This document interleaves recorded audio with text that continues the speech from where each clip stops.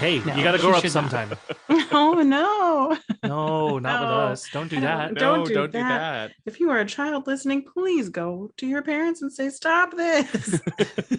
How do Who I did stop this this? podcast? How do I stop this? By How the do I way, I'm stop this queer, but how podcast do that I I stop had to this? download and I had to play and subscribe to? Go. I subscribed, rated, and reviewed, but I gotta stop I it because already I'm a liked, kid. commented, and subscribed. I don't know what else to do. The comment says 4 minutes ago, I am a baby. I'm I listening am to a this podcast. baby. I was using Siri. Yeah. I'm not responsible. How did this Siri, baby learn to type? this is a No, four-year- it told Siri to dictate it. Yeah. A 4-year-old baby saying, Siri, play Omni Bilateral Panic.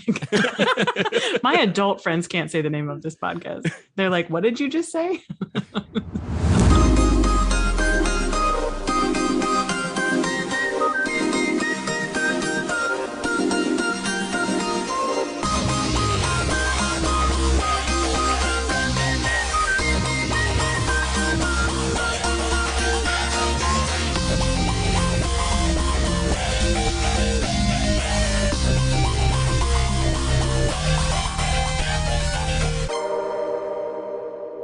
Welcome to Omni Bilateral Panic, everybody.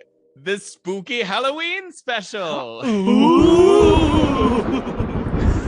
The show where a bunch of queers inevitably try and recapture our lost innocence by talking about our favorite time of year, Halloween.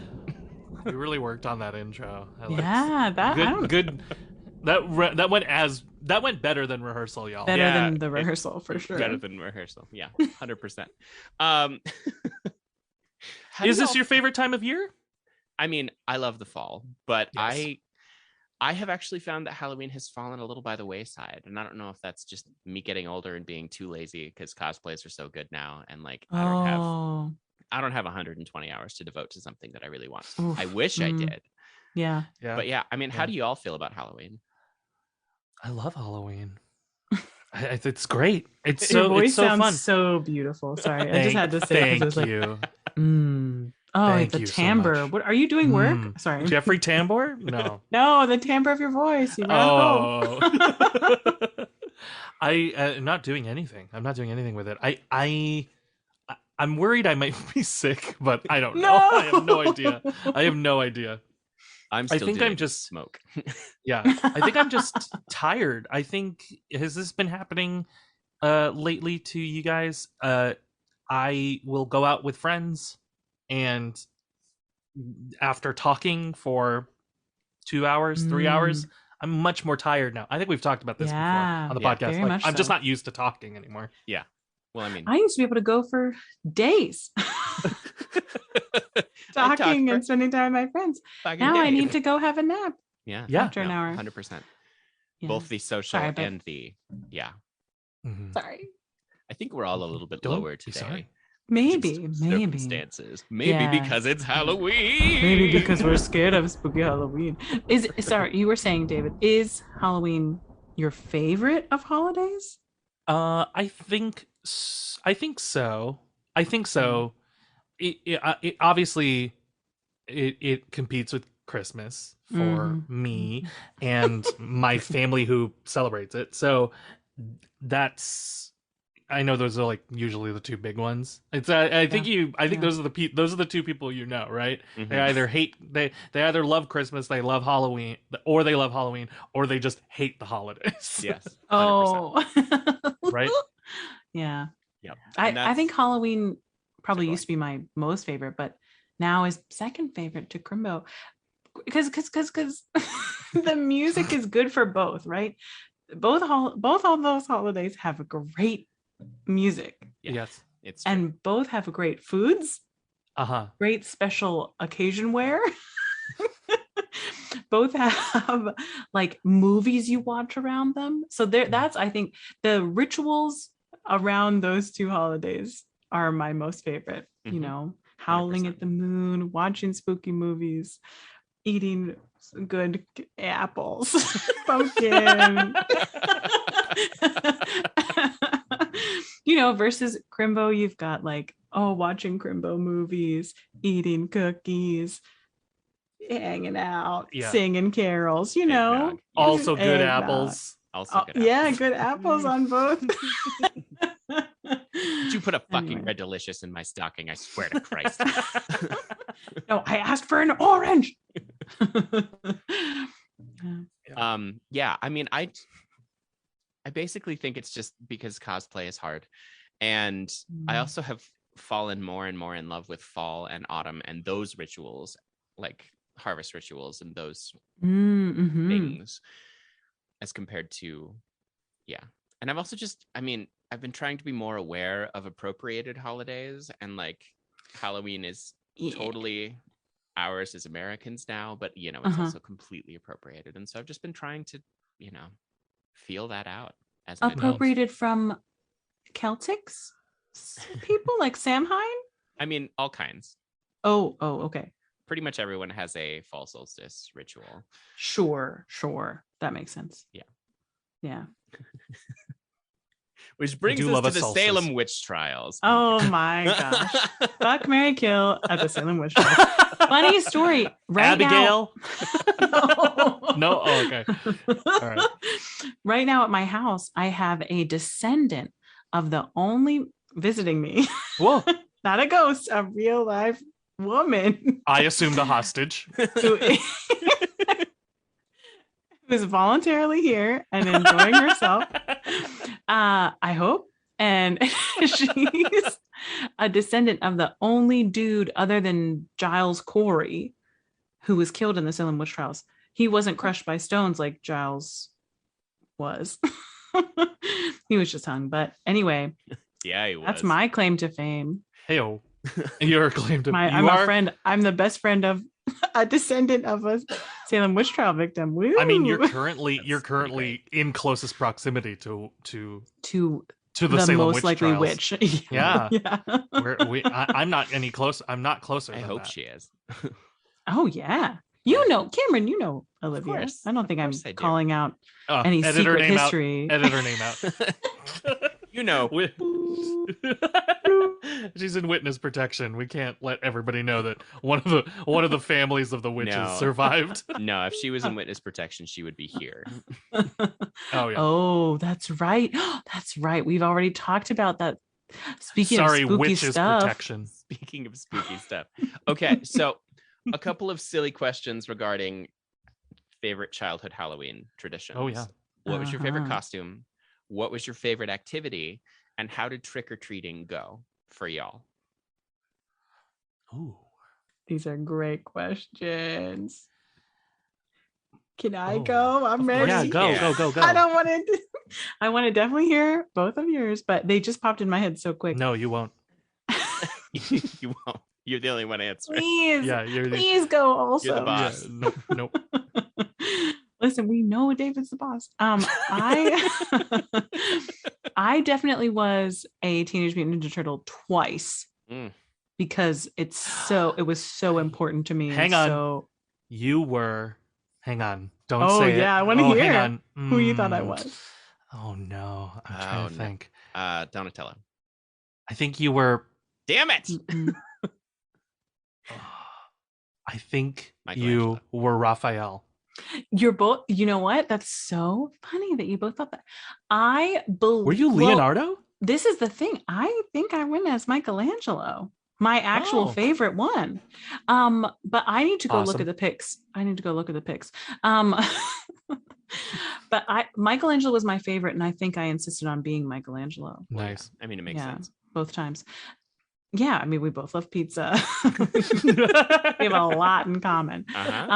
But yeah, I think most people are surprised to hear that me and Michelangelo vibe, but we do. I mean, no, I don't think that's strange. I like that though. Okay. So I went.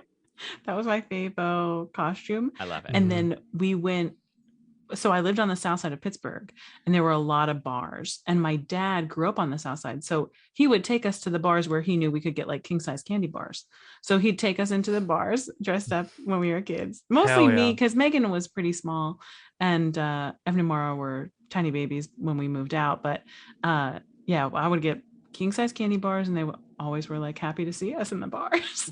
and the one thing that I was so proud of myself when I finally did it, across the street was a family that the mom had babysat us a couple of times when we were little, and she was like a speech pathologist, I think. So she would had recorded me telling some silly stories when I was like 3, but she was super cool. Her husband was cool. They would make their alley. We all had alleys next to our houses.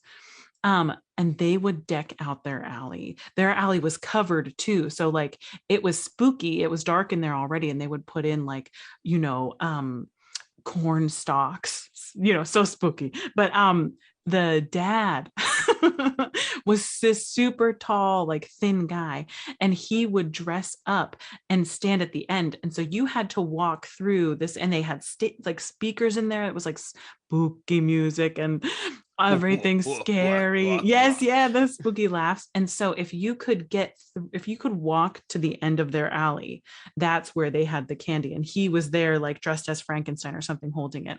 And I had tried to go once when I was like 7, and it was too scary.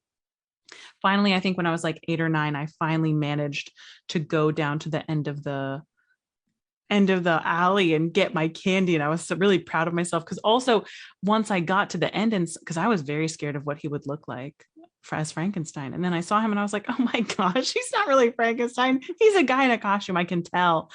And I was very proud of myself. I love that. But I'm eager to hear from you too. Dave. No, there was a third question. Oh yeah. I think it was, how did trick-or-treating go? Yeah. And what was the ritual? And the ritual for me was like trying to go down that alley and finally doing it. Yeah, I succeeded. I love it. Oh man, I'm trying to think. My favorite costume was a Power Ranger, for sure. Oh, wait. Yes. Wait. Oh. Were you Jason or Billy? I was Jason. I was the Red Ranger. Yeah. If you were Billy, I would be in love with you. Were you Billy? No, I wasn't. You were both Jason. Okay, sorry. No, I was never a Power Ranger. Oh, okay. Never did a Power Ranger. No. Wow, I wish I'd done a Power Ranger. Jesus Christ. Have you seen that cast?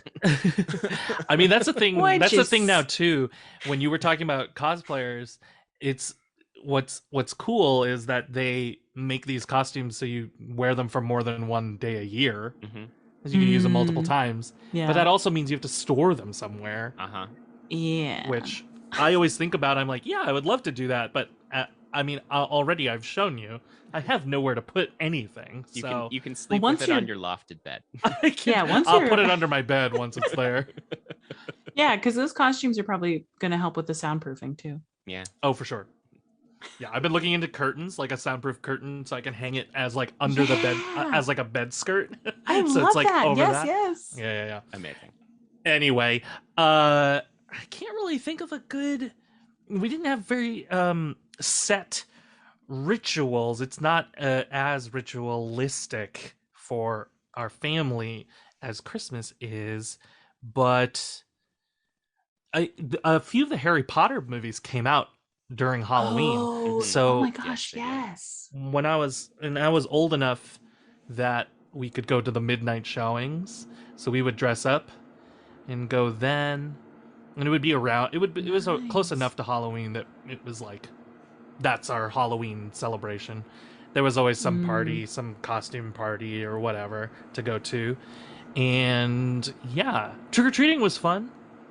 We would go around our like strip mall, like where like my dance studio was. Yeah, and you would go to each of the stores, and then they, Smart. some of them would actually have candy. Some of them would throw in whatever was like at their store. So, nice. What did the Radio Shack give out? Yeah. Oh, they gave these little cars. I knew there was a Radio Shack if it was a strip mall. Shack. Of course it was. Of course. They had they had like little toy cars. Yeah. Nice. Are Radio Shacks gone? Are they all gone now? I think they're. Oh, my bad. Nope, there's my a bad. couple, They're alive, including one in the town south of me. Ooh. Oh. Actually, I think there's still one across the street from me too, but it's partnered. Like it's a computer repair business that also licenses. It's a Radio Shack and stuff. Taco Bell or something. Yeah. Radio Shack, Taco Bell, totally. I mean, I would be down. Talk about 90s nostalgia. I haven't had Taco Bell since I was 16. That's probably fine. Oh, that's funny because there is one by the Magnet Theater. So there were a couple of times when, I would go there with Magnet folks. Is that the canteen one? Is that the one that has alcohol? You know what? There's two within like 4 blocks of each other on 8th Ave. Yeah. We would not go to the Cantina one, but I had friends who would say, "Listen, if I'm going to Taco Bell, I'm going to go all the way to the Cantina." And we'd say, "What? Too far. Too far for us. 3 more blocks. Too far. The one I know is it's the one by the tank. Yes, it is by the tank. Like yes, it's a cantina with alcohol in it. Yeah. Mm-hmm. I know. God, I miss the city. Oh, Cameron, what was your best costume? Okay, so backstory. Yes. And I probably shouldn't be airing this, but like it's fine. When I was a child, I was obsessed with sprinklers. It was something about the way they work, the engineering, the water. I was just obsessed. So like you were bi still even then. Well, yeah, totally. And I'm a water sign. I don't know if you can tell. Oh my gosh. But like, so even at family reunions to this day, they're like, "Oh my God, you're the sprinkler kid." So my mother, when I was 5 years old, made me a sprinkler costume. Oh. And it was the best. It was like That's astroturf so on the front and back, so I looked like a lawn. And then she put a bucket on my head, and then the bucket had a sprinkler with streamers that were shooting water. I mean, it was sweet. I know. That's super sweet. That. It was the I best. love that. But so I love that also because I wish I had the ability to do it, but like a homemade costume that's really where it is. That's where it's at. And all of ours were. I mean, my mother was very crafty, and so like we never bought ever, which is why I was my a Power mom too. Ranger. I'm just starting to realize if she made my Teenage Mutant Ninja Turtle one, because she would get the material and then she would sew from patterns. So one year I was Bam Bam, I think, from the Flintstones, and she made that one for sure. And then she made me a Joan of Arc one year. And so Joan of Arc, this, even then we had this like sparkly material that was my supposed to be my chainmail. Yeah, I love it. I think I had a sword and a shield. That's fantastic. I love that. I went to Catholic school, so there was a parade too in the South Side where all the kids would parade in their costumes. Which of the was costumes. Super fun. Yeah. I thought you meant of the saints. I thought that was there probably was one parade of those. saints. Sure. To be fair, Saints parade, Saint Patrick. Oh, Saint Joan. Saint Joseph. Saint Anthony. I can't find anything. Oh. Saint Francis. I'm surrounded by animals. So I know too many saints. I mean, know a lot of saints. I know. Of course you do. I'm shocked. It's the trauma and odd. So as far as trick-or-treating, as you can imagine, my closest neighbor is a mile away. Yeah. So we would put on these homemade costumes that were made 3 sizes too big, so you could put a winter coat on underneath because it inevitably snowed on Halloween. And my parents would drive me to their friends' houses, which was usually 2 or 3. But because it took so long, that was it. But then when I was 6 or 7, my mom was like, "This is stupid. We need to make it so these kids can actually have a decent Halloween." So she started a Halloween carnival in the town so that everyone could come and your mom. Yeah, she's amazing. That's amazing. Your mom is the best. But and then all of the friends who we would have gone trick-or-treating to were there running booths. And then eventually, I think I attended for 2 years, and then by the time I was 9, I was running a booth because that's just who I am. If you're gonna go to this Halloween carnival, you gotta go to work. Or creating the Halloween, or creating a haunted house. But that was what I associate with the ritual. Was Cameron's like, "I'm 9 now, Mom. It's time for me to take on some set design, don't you think?" Come on, let me run the bag toss. I will say this made me remember a couple things, Cameron. Great. One is that my favorite costume would be Aladdin, but my trick-or-treating night as Aladdin was ruined because no. because my mom wouldn't let me only go out in the vest. So she made me put a shirt, a long sleeve shirt on underneath the vest. And I was like, nobody's going to know what I am. They're going to think I am some salesman or something of Aladdin parking or something. I don't know. But there was that. But then I did do it during the day, which was at our like Oktoberfest / Halloween carnival at our school. So we had something very similar to that, I realized. With a dunk tank. Nice. The dunk teacher's tank. in. Yes, we did that. We would dunk people. Teachers definitely. Yeah. Oh, sorry. How was dunking a nun? How did that go? Well, I was just thinking, I think that was when I moved and went to public school. Oh, okay. But dunking a nun, can you believe? Because Can you imagine? wool gets really heavy. That's basically a death sentence. Yeah. Yeah, geez. Oh, they wouldn't have made it. Were you testing for witches? What was happening? Secretly, that's what the carnival is. It's just testing for witches. Test. Yeah. They do over. that. They do that thing too, where it's, they blindfold you and they're like, "Oh, this is a bowl of brains," and you touch it and you're feeling your hand in it. Yeah. And if it's a witch, they know. They're like, "Oh, this is brains," and then they're a witch.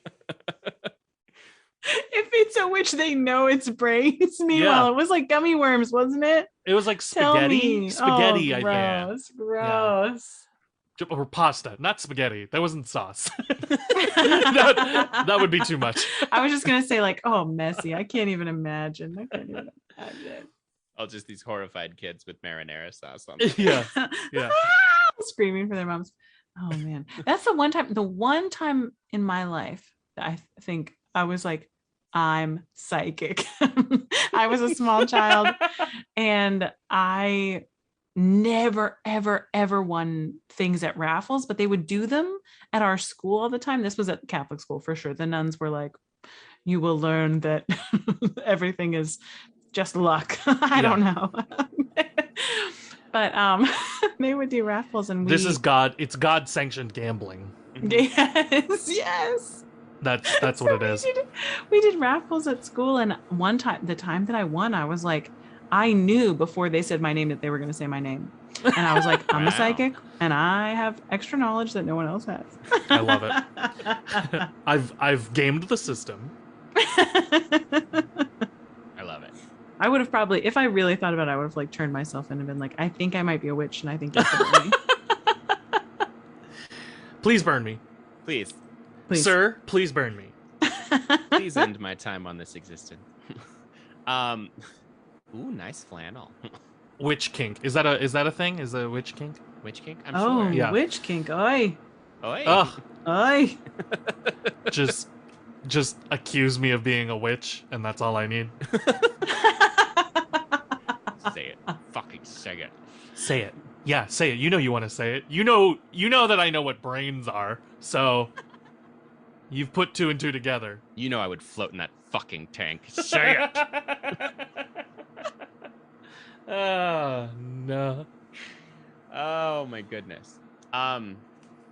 Yeah, I was going to say that I was Donatello, and it was a terrible costume because I did it with my friends in middle school. It was the turkey roaster sprayed green and then just purple around the appropriate, joints. That is my favorite though. That is like homemade costumes that are like sprinkler, like that's awesome and wholesome. But my favorite thing is homemade knockoff costumes. And they're always incredible. I have like pictures of my friends from when they were like growing up. When we were all in college, we were talking about Halloween costumes that our parents made for us. And they're like, yeah, I went as Simba one year. And it's this like shitty lion costume. Amazing. Oh, it's incredible. I think I was Raphael. Hey! Oh my gosh, we have almost all of the TMNT. Oh my TMNT! god. Oh my god, Leonardo's the boss. Yeah, Leonardo is the boss. But like Leonardo leads. We don't have a Leonardo. That's So we're and this all is the why. boss? Yeah, no, this is why This is we're. why. This is why we are what we are. This is a rudderless podcast. And we don't have a Leonardo holding. We don't us have together. a Master Splinter either. Master Splinter, no. We just talked about the live action movies real quick. Because I mean, I loved the animation, like the late 80s, early 90s Teenage Ninja Turtles. It was just, I mean, the animation is horrible looking back now, but I still love it so deeply. Like it's degraded. It's degraded from being stored badly. Yeah. I think. Are you sure? Or was it just that bad to begin with? It was bad.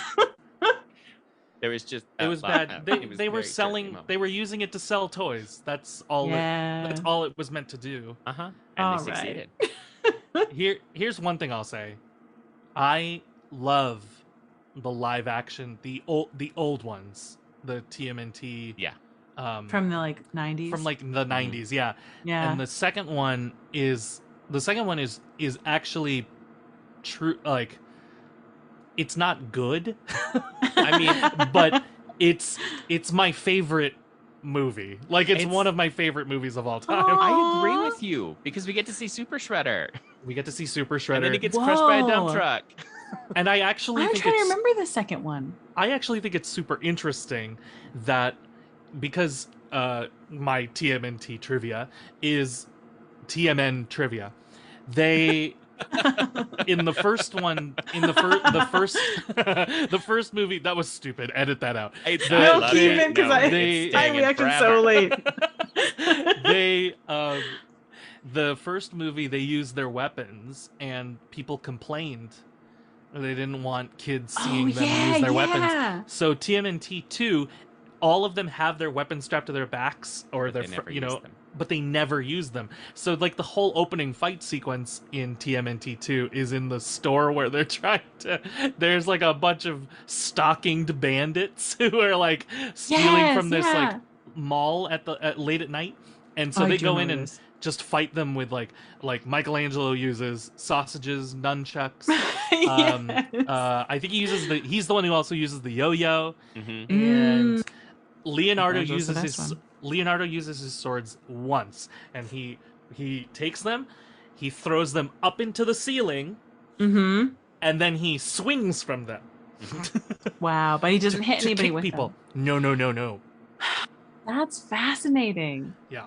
Wow. So I don't know. I actually find that super creative. It is. It's super silly because that's also the one with Tucka and Razar. Yeah. Razar. I don't know how you say their names, but it's the evil turtle and the evil dog or whatever that they try to make they try to make the Ninja Turtles again. They basically try to replicate them. Yeah. Ah. Yeah. No, it's so good. The 90s were a rough time, kids. In case you didn't experience it personally, they were a rough fucking time. The 90s, y'all, listen.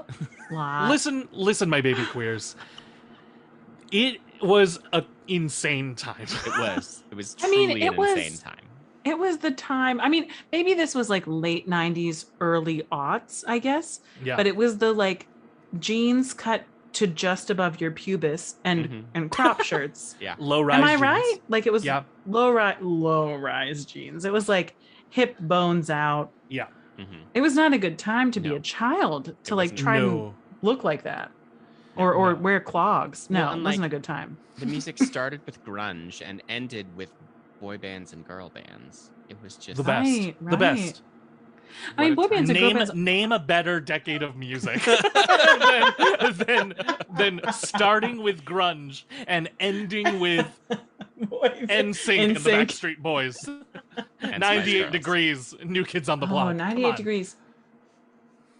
Oh Dream my gosh. Street. Who's the Oh my god, I love Dream Street. I was just gonna say, who's the band that did that one song that was like, was it Dream Street that did the one that they were like on a boat and all the lyrics are like not appropriate at any time? No. And then there was also the Latin crossover in the late 90s, in where all of these bands did a Latin cover, usually, which was terrible.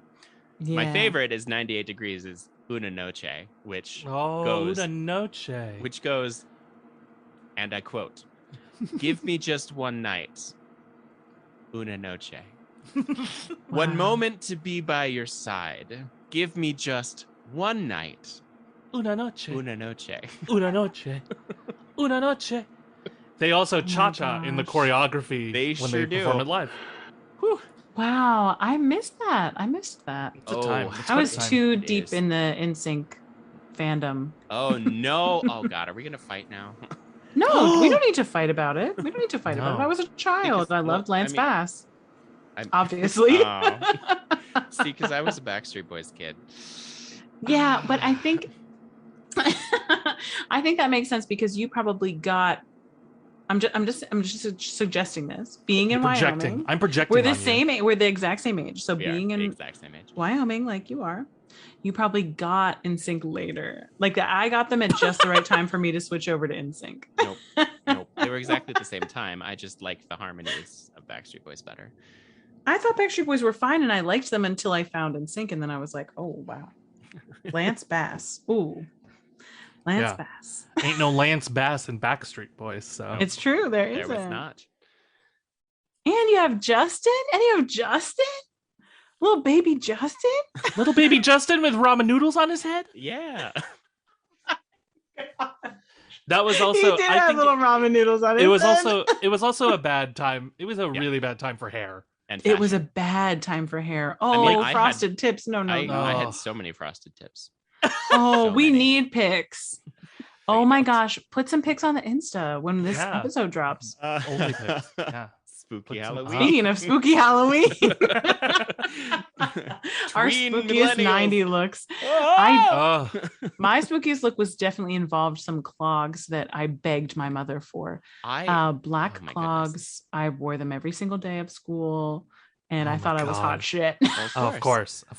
These clogs. I'm not gonna lie. I wore Jinkos for a very long time. What are Oh, those? what? I did. What? The Jinkos were the comically large, like you could basically Like the fit a sewer crisscross pipe. pants, not Yeah. crisscross, but Oh like wait, they are were you like mean the parachute pants? Yeah. Well, not Yeah, actual not parachute parachutes, but pants. like the legs on them are seriously this big around. Oh my gosh, incredible! Yeah, Oh it was yeah, I know kids And then who I dress wore, like like, you. pants. Big old boots. I don't know. Mm. I was It was a kind of time when you goth could be kid, punk. You but could be not a really. goth I full was a punk. little punk, and then like, the pop punk came out, and then I immediately switched to skater shoes and skinny jeans. But that's fine. It's all Yeah. fine. It's all all It's good. all fine and it's all loud. Oh yeah. You hear that, listeners? You hear It's that? all allowed. It's all it's allowed. Do going. what you want. You're going to make a lot of mistakes, and it's okay. I And had it's okay. What is happening in my room? I feel like I I'm was being wondering abducted. what was happening to you, but I think it's just the sun is hitting your camera, I right? think Because I'm the just white light has divine. come for you. You I'm are just divine. You're being haunted. It's getting worse. I gotta close my window. No, let the No, light I take know, you. I know, No. Go to the light. Don't come back Go to, this to the light. shithole.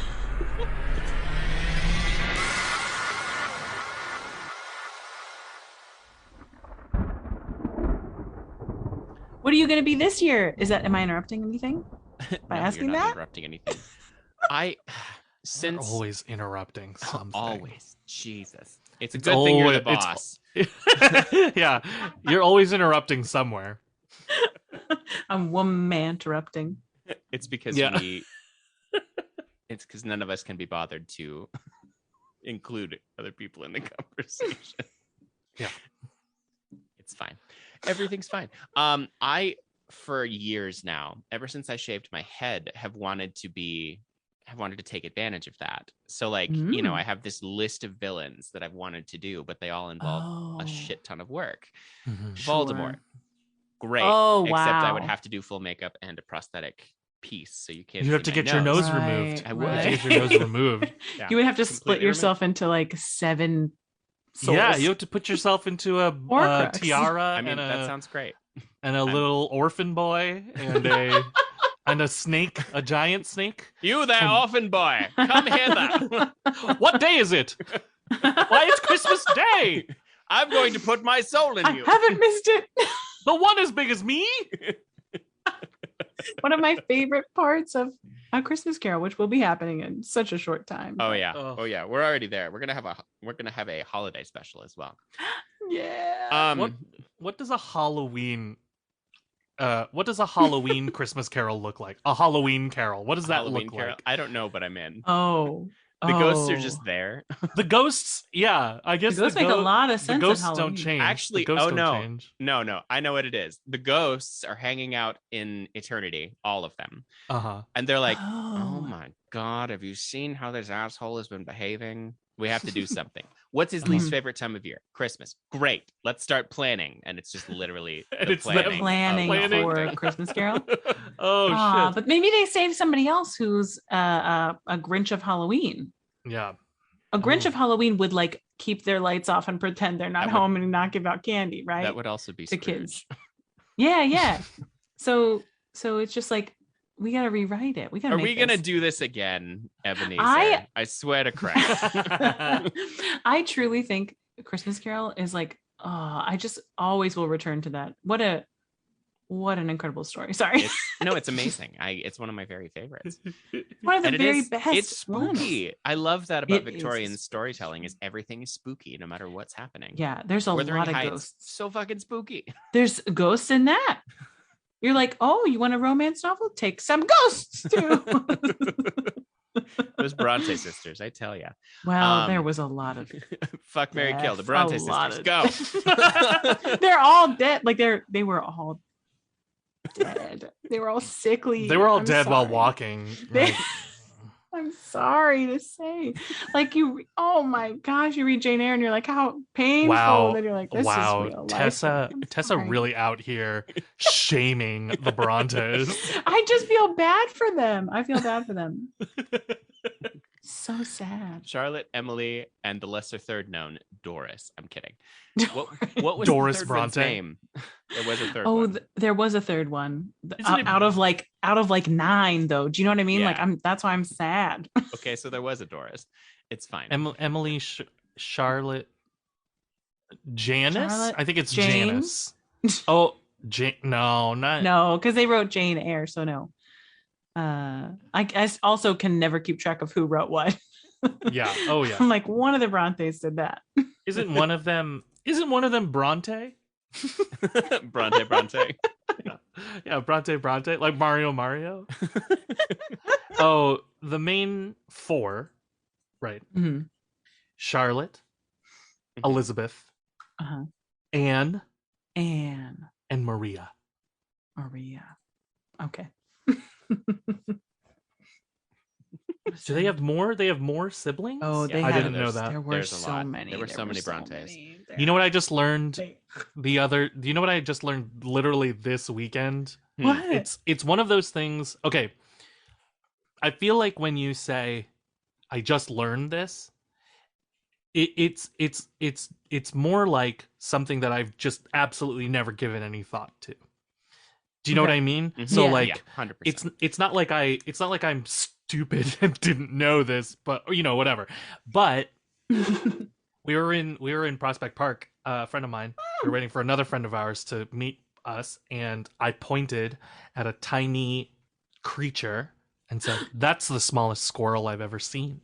And it ran by Oh. us, and my friend Oh went, no. "That's a chipmunk." Oh And my I- goodness. And I went, "Aren't they the same thing?" And she went, "What?" And I went, hang on.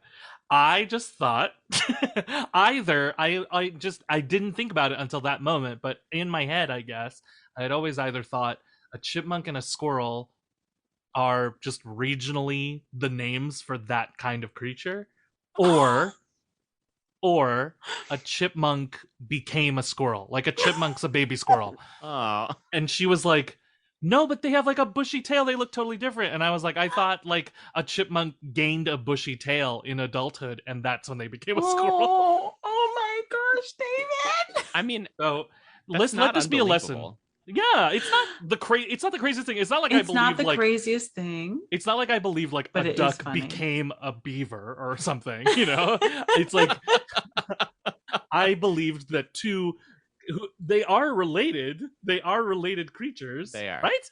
They are in the rodent. They are probably in the same family. Yeah. I Yeah. think so. This is At least out of the same realm of genus, for possibilities. sure. One of their nicknames is ground squirrel. Just so you know. Is it the True. squirrel one? Is it squirrel nicknamed ground squirrel, or is it chipmunk?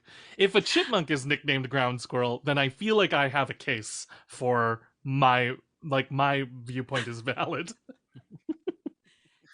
So this is the thing. The reason I found out they were called ground squirrels is because I just had to go look at what's other names for chipmunks. Oh, my mom. So I think this is a Pittsburgh regionalism. My mom calls them grinnies. It's not available when you go to Google search, like what do people call chipmunks? But she calls them grinnies. So I think because my mom had a special nickname for chipmunks specifically, that's how come I knew they were a different species than squirrels. Because but you know what? The first time I saw a black squirrel, I said, what is that? Because in Western Pennsylvania, we only have the gray and like occasionally you'll see a red one. But when I saw a black squirrel, I was like, whoa, what is that? And then there are those creatures in South Dakota. You probably have them too, Cameron, which are like big chipmunks. They're like Squirrels. No, they're stripy and they have the short little tails and they're big. They're not the size of small chipmunks. What are those called? I don't remember. Like not prairie dogs, but like they're related to prairie dogs. Let's see. And they're not marmots because marmots are huge. Yeah. It's in there somewhere. Yeah, maybe I'll look. also ground squirrel as opposed to what? It's tree squirrel. Jigsies. What? Oh, wait. Oh, you mean like a flying squirrel? No, they just live in the trees. Ground squirrels live in holes and tree squirrels live in trees. Oh my god. I thought they all lived in trees. This has been a big learning weekend for me, y'all. Let that be a lesson, everybody, to you. You're always learning. Always. And you should be. And if you have stopped, like if you feel like you aren't learning, then it's been a conscious choice that you've chosen to stop learning. 100%. You know what it was? I was looking at the rest of the Bronte sisters. There's one named, or no, there's a dude named Branwell. That's what I thought. Branwell Bronte. Branwell Bronte. Let's get some fan fiction about Branwell, shall we? Listen, before we talk about Branwell, I just have to come so quickly back to the ground squirrels, if I may, please. No, you may not. Please, because when I was in South Dakota, I saw what are called, please. Review the minutes. They're like striped gophers. They're 13-lined ground squirrels. And their nickname in Iowa, apparently, is Squinny. So that's not far from Grinny, right? Weird. Yeah. Anyway, I'm just going to point out these weird things that are localized. I love dialectical weird stuff. No. Anyway, same. sorry. I'll go back to Branwell. No. That was all. Branwell tart. That's where that name comes from. Branwell tart. Because Branwell was a tart. He sure was. Was it on this podcast? Were we talking about like regionalisms? There's like we were talking about mushrooms. Was that us? Is this crazy? How many podcasts do you do? You nut that you talk about mushrooms? No, sometimes this is like a real. This might be a real conversation I had with an actual person in real life. Well, I've been thinking a lot about mushrooms. So I've been doing a lot of mushrooms. Oh, have you? Have you really been really? I wish. Oh, come on. Don't joke with us about this. Don't waste your hours in the wilderness. Next time when we get together. Yeah. I would like. But what were you talking about mushrooms and regionalisms? There's a mushroom that only grows like in this one very specific neighborhood. Literally in North America, somewhere in the United States, I think, and then all the way across the world in like Asia somewhere. Whoa! And when they date it, when they carbon dated, I guess, maybe not carbon dating, but when they go through the the records of its existence, they popped up at the same time, so nobody brought it. And I just assumed somebody brought it. Now in my head, I Right. was like, "How did this happen? Somebody brought it." no, What? it's too close together for them to have. It's too close together in time for them to have brought it to one place or another, and so they grew up at the same time, and both of those places have a regional name for them that is distinct to those two places because it doesn't grow anywhere else on Earth. So Whoa. super That's interesting. fascinating. It's crazy. I wish I had more specifics. Also, mushrooms. than that. Mushrooms are Mushrooms crazy. and fungus and mold, like They're insane. didn't a special mold, like I see the meme all the time of like the mold that emerged to like eat, that like loves to eat the radiation at Mhm. Yep. At Chernobyl. at Yep. Chernobyl, and it's Yeah. always the meme of Gordon Ramsay being like, "Finally, some good fucking food," and I always laugh so hard when I see it. Perfect. It's- Perfect. yeah. Beautiful. Radiation. I Beautiful. Radiation. Beautiful. speaking of Flavoring. fungi and trees and forests and spooky stuff, actually, I Oh, just yes, watched Halloween. an amazing documentary called Talking Trees, and it was with two experts, one in BC, British Columbia, and one in Germany, and they were talking about the studies that they've done recently about how the mycelial network of mushrooms actually connects every single tree in the forest, and it kind of functions Yes. like a brain. Ugh. Right. And like Right. The trees know what's happening to the other trees and they do and stuff. and like, so if it's fascinating and like incredibly pertinent to me because, you know, we have an entire dead forest west of here because of something that could have been prevented. It was a famous logging area, but what they were saying is like, up there is pine beetle kill. You know, it's just been completely decimated by pine beetles. And that doesn't happen in natural forests because one tree is bitten by a pine needle and sends a message through the entire network, including to stumps. Like, Oh, Right. and Right. so scary. and so it, like, you know, everyone puts up their defenses, and the pine beetles can't. They start secreting stuff that like makes it so the pine beetles can't eat them. And it's just yes. fascinating. And they Wow. said that like forests keep stumps alive because those trees have memories that other trees Right. have not. And it was just Right.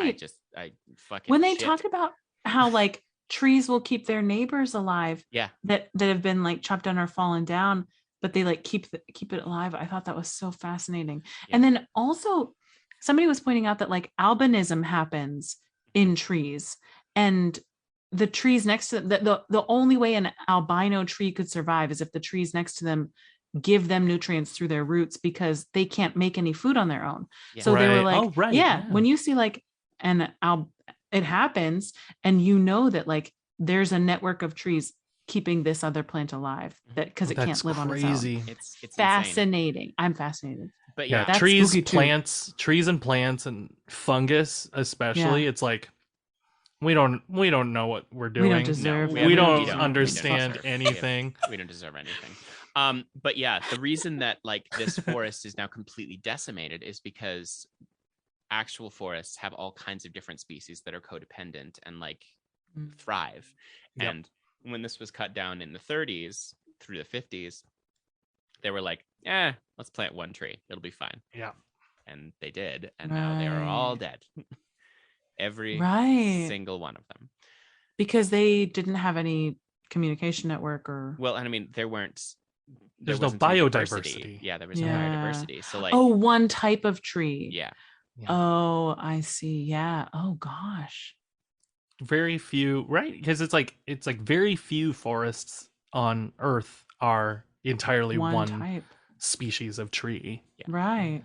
They're all diverse. And still help their neighbor and communicate and do all of these things that need be. Can learn a lot We from don't trees. deserve trees. We don't deserve trees. We don't. Have you seen? Is that in the? Is that documentary? I don't know, because somebody was telling me about like a thing that they were watching or reading about trees, and how essentially they've domesticated us. Yeah. Like when you think about the relationship between trees and people, it's the equivalent of a relationship that we have with dogs, where it's like we've What? domesticated them. Yeah, because they use us for their carbon dioxide and oxygen for their oxygen I'm a taking. tree's dog. I mean, Yeah, you're a tree's dog. I have plants right here that belong to me. Nope, they own you. They're using you. I really got to get the aphids out that mum then.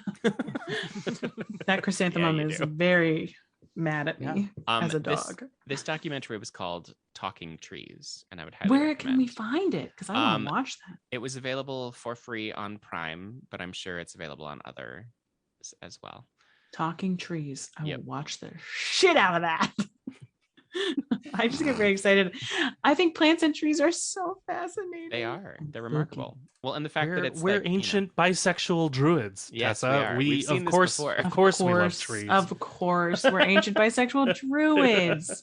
We're about to go celebrate Samhained. Of course, we understand the trees. What am I thinking? Sorry, guys. Sometimes I just forget. I mean, it's a long life. It's a long eternity that we've lived. So speaking of forget. spooky-ish documentaries, have you all seen anything that like just really sticks out in your memory as far as it doesn't even have to be Halloween themed, but just spooky?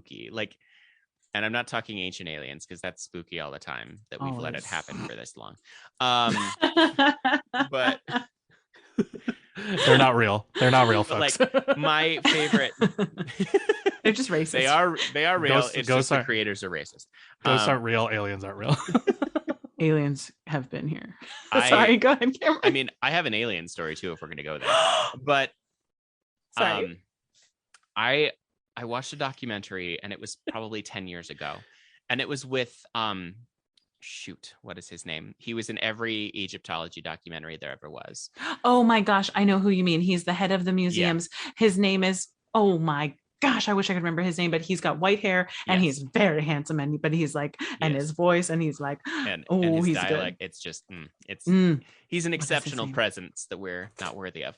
But this was like an obscure one, and he wasn't the main feature, but they were trying to figure out the purpose of the Great Pyramid. And like contrary to the tomb theories, and they like came up with the fact that it was like a resonating chamber that when it was properly being fed, it ensured goodness in the world. And like the evidence was very compelling. Whoa. And I don't remember what it was called. I don't remember how to find it, but like, and maybe I dreamed it. It's possible. Andrew Zahi Hawass. Zahi Hawass, yes. Zahi Hawass. Sorry. I just knew exactly who you meant. But like, because I also watched everything there was to watch about Egypt. Yeah, they were talking about how it's on a very specific place on the planet as far as like where the magnetic field comes from and where specific magnetic fields emanate from. And it was it was fascinating. And like, I mean, it eventually went and got a little conspiracy theory-y where they were like, and the reason that the world is in its current state is because the pyramid stopped being fed or something switched, or I don't remember, but I was just like, this is amazing. This is how I want to spend my time. That's fascinating. Oh, I should watch that. That sounds spooky. I mean, if you can find it, please tell me, because I would love to see it again and make sure that I'm not. I'll just go IMDb and watch everything Zahi Hawass has ever done, because oh my gosh. I mean, you could literally, like, David, like, he's enthusiastic, but he's got a calming voice and presence, but he's like in charge of things. Do you know? Like, very nice. I love it.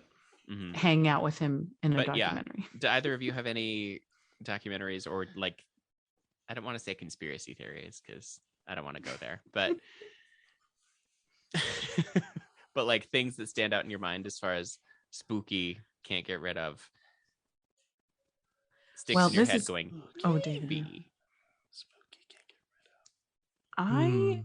The alien ones always would get me, but probably the spookiest one now when I look back, this is going to maybe be a little much, but I would always get really freaked out when I would watch health food ones. I mean, hello, recovering eating disorder sufferer here. Because those documentaries would be like, if you don't juice, this is what your body's going to do to you. Like, it was always so intense. Like, like follow a dude around as he juiced fresh stuff crossing the country in a car. And anyway, they were always so intense. And then there was one I watched where this woman, like, this dude was like, we're going to help this woman go vegan and she's going to lose all this weight. very fat phobic. But he like the woman was like, he gave me a bowl of like fruit and vegetables and I can eat as many as I want. I never finished the bowl. And you were like, are you all right? And then later on in the documentary, she was like, when I look in the mirror, I don't recognize myself. Like it was spooky. No.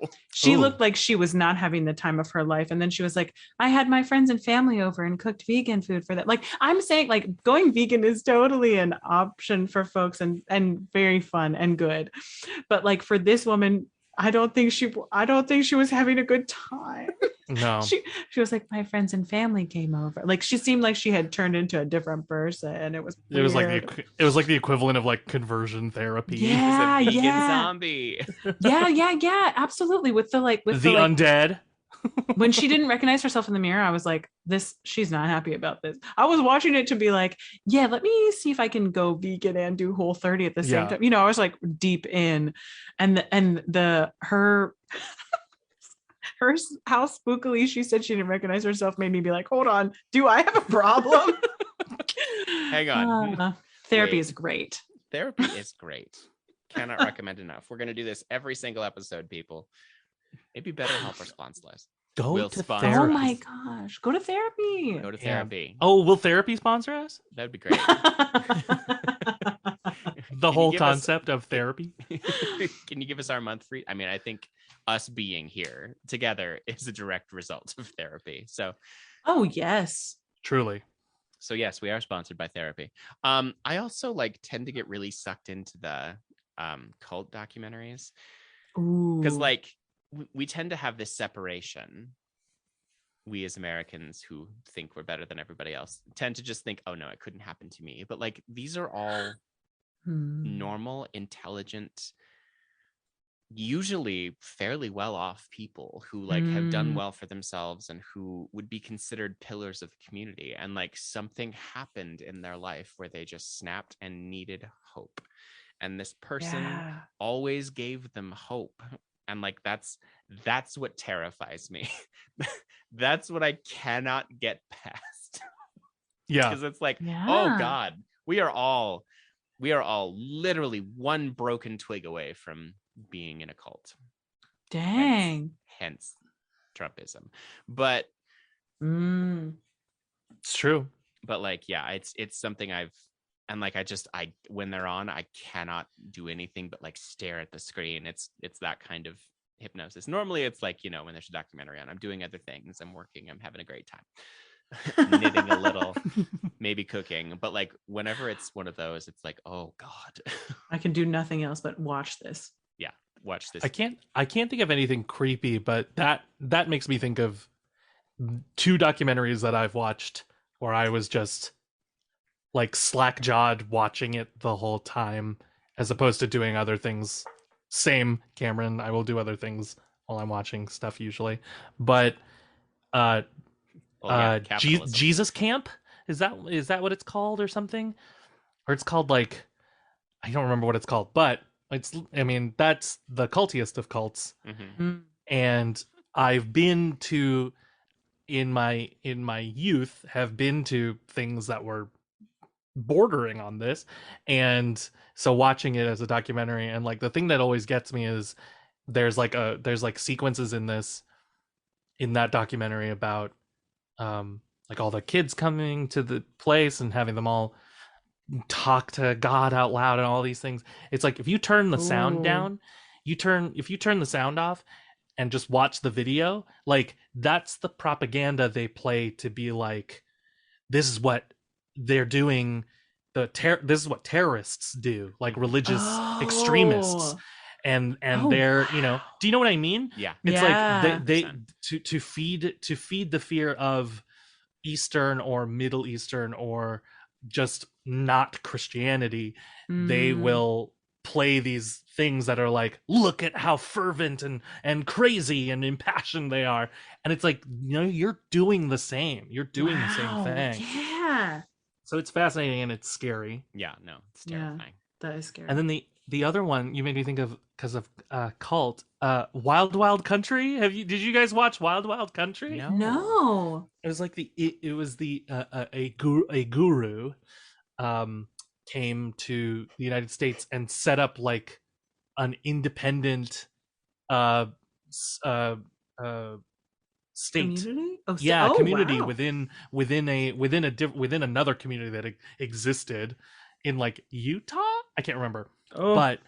but they had like their own little commune, and people just abandoned, their real life to join this commune. And at first you're like, yeah, because like the ideals and everything, it sounds great. And it wasn't even necessarily the guru. I think the guru just like got put on this pedestal, and then it's crazy. It's a crazy documentary because you're watching like real people, like you said, Cameron, very smart. They sound like they're very aware of themselves, and a lot of them, it's very interesting too, because they're being interviewed like, and this is like 30-40 years ago. They are being interviewed now, and some of them still recall a lot of it with fondness, because it wasn't really a cult. It was like a commune, and they had like these good ideals. It was just like the leadership went crazy, and they framed the assistant to the guru as like the villain, but she is one of the most fascinating villains I've ever seen in anything. Because it's like, watch this. Yeah, because it's like, she's not like a villain, it's the best written villain. She had the best of intentions, seemingly. And they interview her too, so it's super fascinating. That's what's crazy. It called again? Wild Wild Country. Oh, the road to hell is paved with good intentions. We know that the roads are paved. I hated that shit. Is it Madonna that put it in a song? Yeah. The road to hell is paved with oh my God! Madonna! I didn't know you were joining us. Hello. Give it to me. Now is Madonna going to try and call you too? She will. Is you two here? Oh, she will. She's litigious. Yeah, she'll call you. Oh, I see. She's going to call the boss of this podcast, David. No, she's going to call you because all these celebrities keep calling you. Yeah, no, they don't call me. The list. Nobody add her calls to me. the list. Madonna, stop calling me. You're so litigious. And Bono, apparently. And Bono. That's right. Bono, definitely. Go ahead. Me? Well, I was just thinking is Bono at the upper age limit for me? But I'm laughing at myself because truly, like, how old is Bono? Like, I truly don't know if I have an upper age limit, and I think that like people are like, you 61. Weirdo. Bono's only 61. Bono, I would definitely say, is in my age range. Yeah, I think that's. I mean, it doesn't matter. If you're both just a consenting number. adults, it doesn't matter. Bono is not even barely old anyway, so yeah. You might say he's right on the edge. Well done, sir. Thank you. Very good. You. Thank you. Very good. I can retire now. You can. And Madonna's got to be around there too, right? No offense. Yeah, Madonna's in her 60s, I think. Right? Yeah. And she also would not say no. No. How could she's so strong? She'd chuck me around. I love it. 63. Older than Bono. Wow. Older than Bono. Well, the 80s were a long time ago. There's that TV tropes. There's that TV tropes thing of older than steam, older than paper. That there's like all of these tropes they've just been around time immemorial. Yeah. Now there's a new category. Bono. Older than Bono. I know a lot of people older than Bono, actually. There's a lot. There's quite a lot older than Bono. Yeah, most people. Most things are older than Bono. At least if we're talking about our lawmakers. Am I right? Oh. Wait, we weren't getting political. Sorry, my bad. We're allowed. So today, in antiquated popular culture, I would love to hear your favorite spooky time horror movie, either from your childhood or adulthood or both. And I would also love to hear your favorite vintage TV show.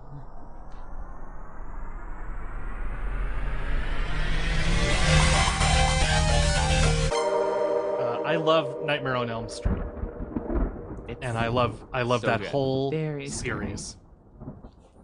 That's my favorite. Childhood, now, always. Nightmare on Elm Nightmare on Street is the Elm one Street. with Johnny Depp, right? Yeah. And he gets horrifyingly murdered. Horribly. He gets horribly murdered. He gets And murdered. he does get murdered. It is gruesome. Also, I would love to hear your least favorite if you have one.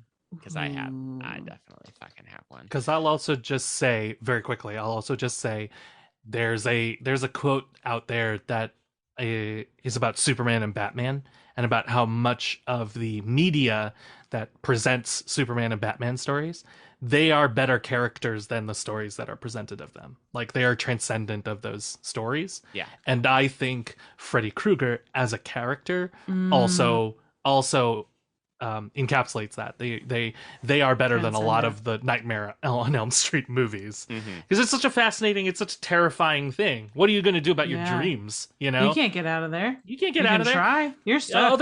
These other people, yeah, they're relentless and they will murder you, and that is also terrible. Like, that's hard to fathom getting away from and all this stuff. But like, you can't not sleep. You can't not dream. Yeah, that's not up to you. So scary. So scary. I saw the Nightmare on Elm Street for the first time this year. Did you really? Or within the past year, yeah. Did you start with the first one and everything? Started with the first one. That's all I could handle. Nice. The first one I did not want to see anymore. Did not want to watch it anymore. So good. Anymore, I love the 80s slasher films because I love to see how they did the makeup and how they attempted to do the gore. It's my favorite. Yeah. Yeah. But yeah. I'm trying to think so I think probably one of the very first very scary movies I watched was less of a slasher movie, but The Exorcist was just too scary. So scary. So scary. So scary. Oh, The Exorcist is scary. It was very scary. But the TV show that sometimes would get me with scares that I wasn't expecting was always The Twilight Zone. Like, those stories were always so good and so scary sometimes.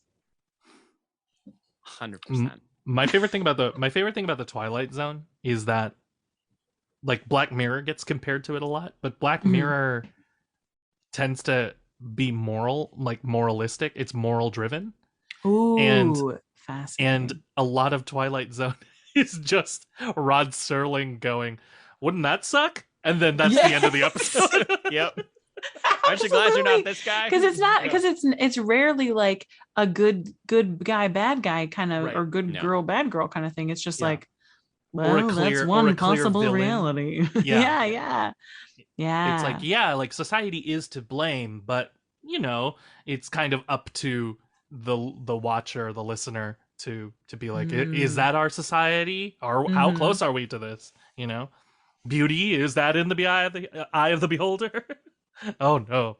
Oh no. Are you thinking of the one where the woman has to choose like one of 4 models to be like one of, like, all the people go, and that's what I was thinking of. I was thinking of that one. I think Eye of the Beholder is the pig faces one though.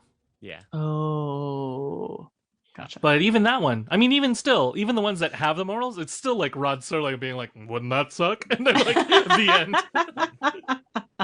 Welcome to the Twilight Zone. I do not have a Rod Serling impression, it turns out. I have 2, which might be cheating, but I have made before my lifetime and made during my lifetime. The before my lifetime is, of course, The Shining. Oh, yeah. I love everything about it. So good. Very scary. Poor Shelley Duvall. Poor Oh, Shelley Duvall. yeah. I think about that all the time. Poor I Shelley know Duvall. that's the only reason. That's the only reason I can't put The Shining up as high anymore. Yeah. I totally get that too because I loved The Shining, but once I learned all the Shelley Duvall stuff, I was like, This is horrifying. this sucks. Yeah. Same with Wizard of Oz. I can't watch Wizard of Oz anymore because Oh I no. I read about all the Judy Garland like terrible horror stories about how terrible they were to her. Yeah. And how terrible everybody was to her throughout her life. So no, they really were. It was the studio system was the fucking worst. I will say, I do like to do an impression of Shelley Duvall running in The Shining, which is when she runs. Yeah. It's like I mean, you're not wrong. You aren't wrong about that. That's absolutely for valid. the listeners. I let my hands just flop back and forth in front of Tessa. In front of my face, as if holding something, but not really. I'm going to turn this into a GIF.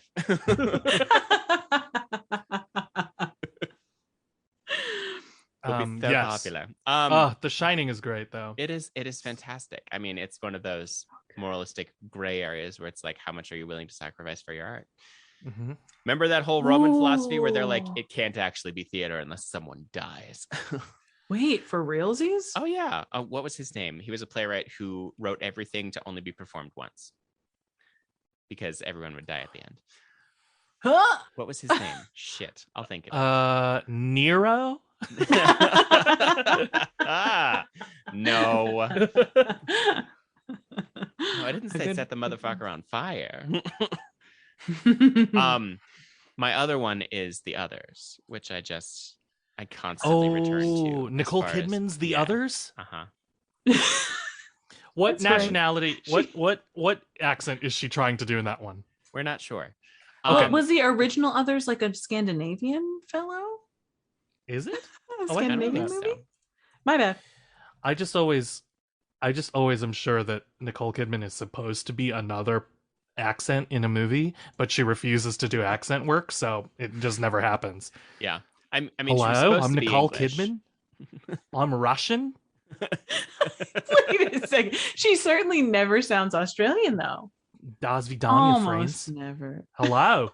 No, she always sounds Australian. Are glad to die for love. We don't know what's happening, but we love it. She's not French. But no, I love The Others. I never saw it. Oh my god. Okay, no spoilers then, but it's feel free to spoil it, please. No. Please. Nope. I don't know if I will see it. No, you have to watch it, Tessa. It's okay. It's for a thriller, Halloween. Though. There's no gore. There's no gore. There's no gore gore in this new. No, I can't say that. But the newest. Have you seen the new Candyman? No. Candyman. Candyman. I think it's Candyman. Candyman.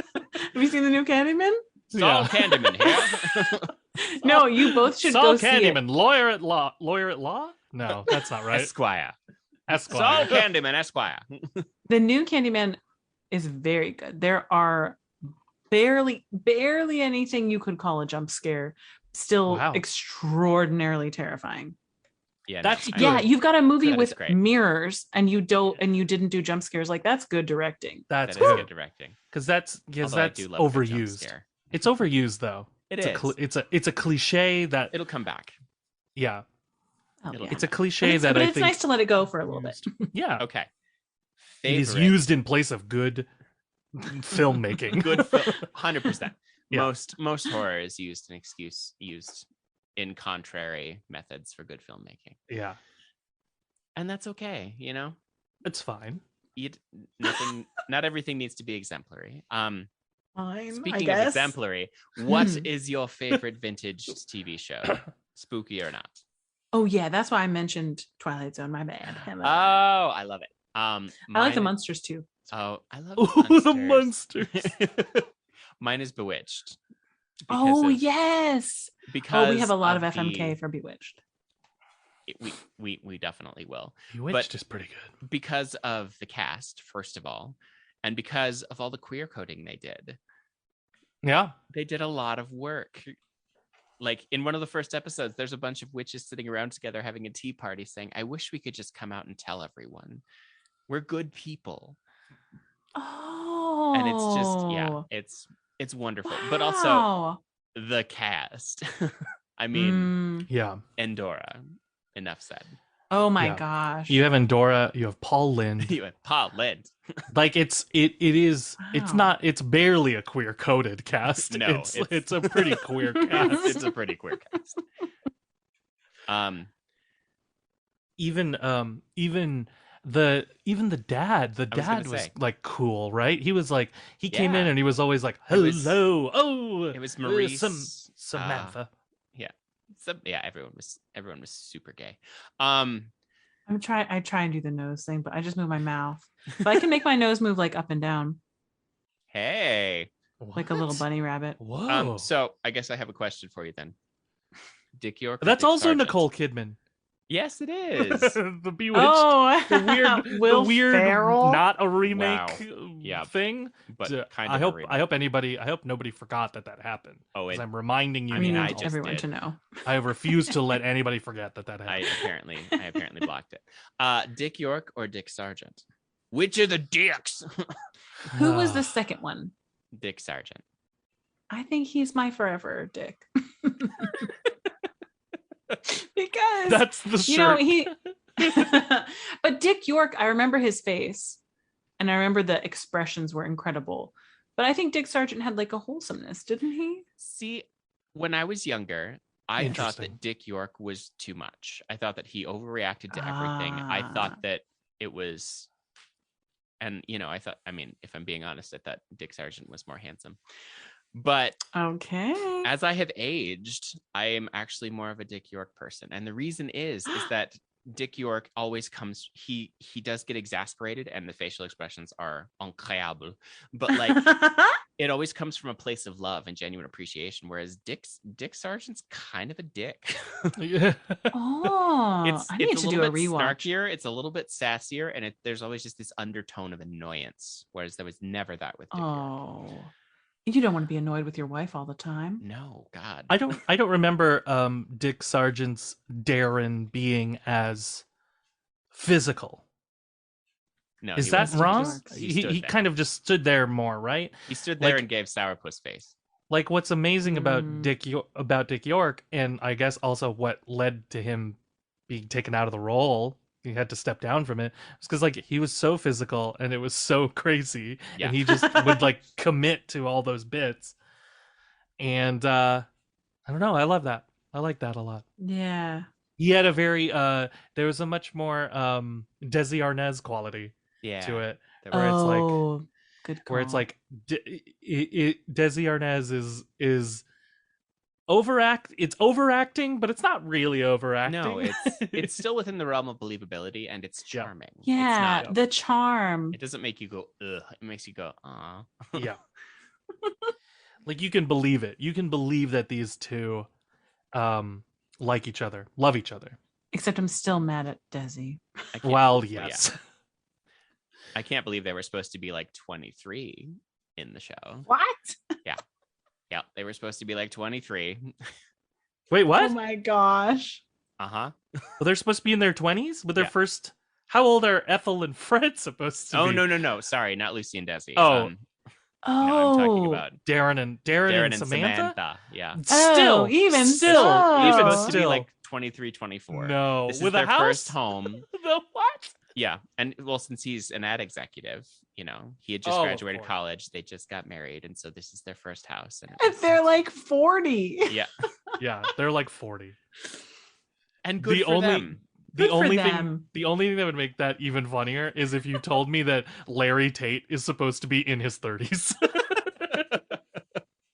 He's only 10 years older than Darren. Yeah. He's only 10 years older than that. I mean, Larry Tate, the it is oldest possible. man on earth. the oldest man in the history of television.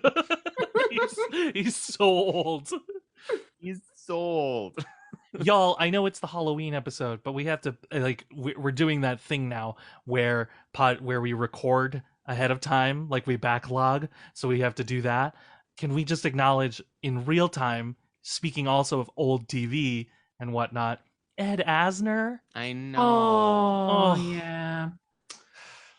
My heart sank. Mine did too. He was Yeah. the absolute best. That grumpy old guy. I mean, like, the No. best. The So many. best. Think of all the Gen Zers who like know him as the guy from Up. Yeah. You Which know, is like fair. the longest career. Didn't he have the longest career of anyone? Period. Like he broke the record. I'm It's, probably it's something close. crazy. Yeah, it's something insane. Like 71 years he was working. Yeah. Ugh. Well, and I mean, his work on Mary Tyler Moore is exceptional. Speaking of which, Mary Tyler Moore holds up remarkably well. Oh, Oh, Mary well, Tyler I Moore is still believe it. great. Oh, it's still great. I believe it. She was barely allowed to wear pants, and now, you know, like, and it still holds up, of course. I just rewatched some episodes recently. And it's so and it's good. great. There's still I need to there's do a rewatch. still a couple of feminist things, but like on the whole, it's pretty amazing. But David, they were also figuring out feminism still too at that They point. were. Like it was That like a was- very new thing. She was barely allowed to wear pants. She had just stopped sleeping in a separate bed with Rob Petrie. Yes. Dick Van Dyke. Yep. Still somehow managed to get knocked up, but it's fine. We won't talk about that. I had just You rewatched couldn't even it. say the word pregnant when on I Love Lucy when Lucy was Right. pregnant. You could They're not say that. expecting- You couldn't say the word pregnant? Nope, you could No, not say the word gross. pregnant. Ew, You had gross. to say like with Ew. child? They had to say expecting, I Yeah. think was what they said a lot What? in the Expecting. expecting. Somebody brought that up. I don't know if you two have seen The Room, Tommy Wiseau's The Room, that terrible movie. No. I have seen clips of that. Yeah. Okay, Mark. But they bring that up too because it's like Lisa and Tommy Wiseau's character,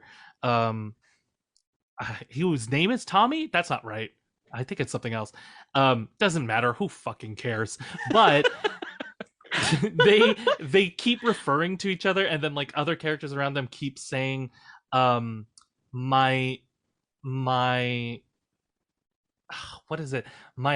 They don't say fiance. Like they don't know. It's as if they don't know the word fiance.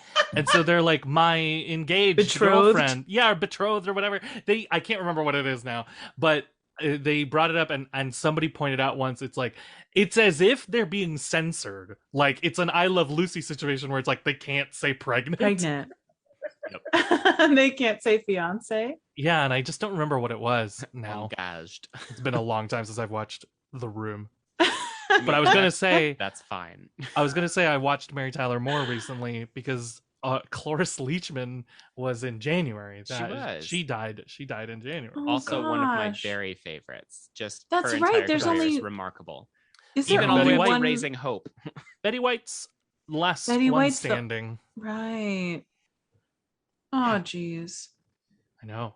But yeah. Well, and like there was an episode, they did an episode of Hot in Cleveland where the entire cast of Mary Tyler Moore got together and they all pretended to be old friends who were feuding. It was, or who had feuded but couldn't remember why.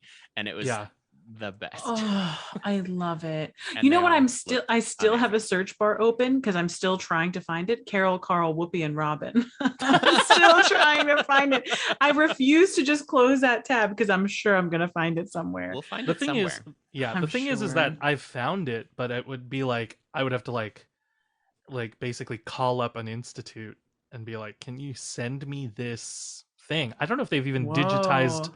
their collection. Hopefully they have, because VHS is supposed to wear out Jeez. soon. So Oh, I Yeah. wonder if I could find it through some kind of like search of the academic libraries I have access to. Being a professor, you know. Yes, being a professor. I wonder if the New York Public Library of the Performing Arts has a copy. they Oh, must. maybe. But then you used to have to go there, put the headphones on, Mhm. rent it out, say like show them your like credentials, show them your equity card and all that BS. Like, I'm a professional actor. I need to watch this for research. Yes. Sorry. You can only I just watch remember it how- once. You can Yeah, only yeah. I just watch remember it how once. they were intense about it. Yeah, yes, they were. You know, for realsies. David, what is your favorite antique, vintage, spooky, or not TV show? Oh, it's not that antique. It's not that vintage. It was the Beetlejuice cartoon. Oh my god. It was the Beetlejuice cartoon. Yes. Or I was gonna say the other one was not as antique, but Are You Afraid of the Dark was Oh my God, it was gosh. so good. Oh so my good. gosh. So good. So good. So good. Legitimately scary too. Yes. There So were good. if I wasn't in the right mood, I have this very visceral like sense memory of Snick, like watching Snick, and all that ends, and it's that creepy boat in the Mhm. opening intro to Are You Afraid of the Are You Dark? Afraid of the Dark? And as soon as I hear that like boat creaking, I'm like, if I wasn't ready for it that night, I'd be like, nope, change it quick, change Oh the my channel. gosh. I Are you hear an you. only child? Yes. Yes. Okay, see, there was a more of a sense of protection because I had little siblings. So it was like Because you could throw them at the I could monsters. throw them at the scary thing, and it was like, sure. there we would also, even my parents would come watch with us. Oh, that's Uh, fantastic. Are You Afraid of the Dark? But it would be like, maybe Evan and Mar would be taken off to bed, and me and Megan would be like, we're ready to watch. Are Yeah. You Afraid of the Dark? We've been looking forward to this for a week, Or So But Weird. that's like, yeah. Anyone? Oh, So so weird. weird. Oh my Oh. gosh, that was a spooky show. And it had It that was. really cute guy who did the Disney Channel original movie about the skateboarders, roller skaters. Eric Von Detten. Eric Von Detten. That was my crush. That was my middle school crush. Brink. He did Brink. He did Brink. That's That's the movie he did where somebody threw some rocks at a turn and he slipped on them in his roller blades. And you were like, Eric, if you were me, you were really worried about him. But he Yeah, was you thought he died. You definitely did. And What's you he didn't doing want to now? screw up that face. You thought movies were real back then. It's just I'm just gonna Um, find out what he's up to. Speaking of both of those things, real quick, when you said movies are real, and then also having that compulsory reaction, I like when I was probably 14, and this is embarrassing, but it taught me a lot about myself and about how things can build up in your life. I was home alone. I was in the basement, which was dark, and I was watching Scooby-Doo, oh god. and I Oh. had to turn it off. Scooby-Doo? Oh because no. I legitimately started to get like the fear shakes and like just yeah. almost had a panic attack because I was just things started to build in my mind as far as what could be happening, and then it's like, oh my god, this is terrifying. What these people are going through is terrifying. That's interesting. I had a very similar reaction because I guess you can argue that like Scooby-Doo not that scary, like it's not supposed to be, but like in that particular situation, I had a reaction like that to Independence Day. When they showed the alien for the first time, I got very scared. Yeah, And like I refused to be totally in a room because then like there would be like an alien like would follow me into the room. So like if I came into a room, I would like in and then right by the door, like right next to the door, so that I could like no alien could follow me. Oh. That's scary. Yeah, It's that's terrifying. scary. I mean, I had the same childhood reaction. I think I've talked about this on this podcast before, but to the Ursula death scene, I could not no, I watch don't it think you because have that mentioned shit, it. very scary. I don't. that shit was terrifying. I mean, she's Yeah. stabbed with a pointy ship. Well, and like also She it was just dies. huge. She dies. She's massive. Oh, That like- part, I was and I mean, definitely scared of that. And the end what of they did to her Fantasia, voice, I couldn't yeah. watch. 100%. On the mountaintop with the Oh yeah, they do a weird thing with her voice. yeah. Well, they just Yeah, because she's so big, we can't Yeah. hear her at the same speed no. because the sound she makes. So she's is, 2 octaves down. It's like how we would sound to ants. Yep. Yeah. Oh no. But yeah, We're the whole so thing was scary just to terrifying. She's like stirring the water, and it's getting all. Oh yeah, crazy. no, it's terrifying. The whole thing's terrifying. Oh, her eyeballs like bulge too when she gets it in the and like tummy. lightning In the tummy, strikes she and- gets it. Yeah, she gets it Yeah. right in the gut. And we Oh, don't know really? what's down there. She's half octopus. She is. She is half octopus. Right into her ink sac. Right into her ink sac. There's no recovering from that. Ba, ba. That's like a movie where there's definitely like ba, ba, ba, ba, ba, ba, cha, cha, cha, ba, ba, ba, ba, ba, ba, ba, ba, ba, ba. It's like definitely one of those moments. Is that the Jellicle 100%. Ball? What is that? No, that's not the Jellicle.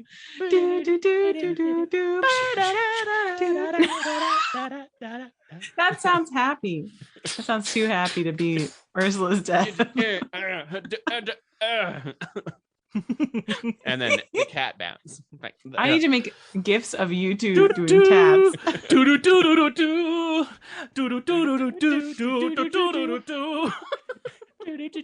I have to give you some news though. Yeah. Listen, cats, listen. Cats, listen. Eric Von Detten is not as handsome anymore. Oh, damn. Retired? Is he retired too? I don't know, but he's like, happily married with a child. He just, it's just not the same. So look at him now. No offense to him, but he's like, No. he's like a grown up.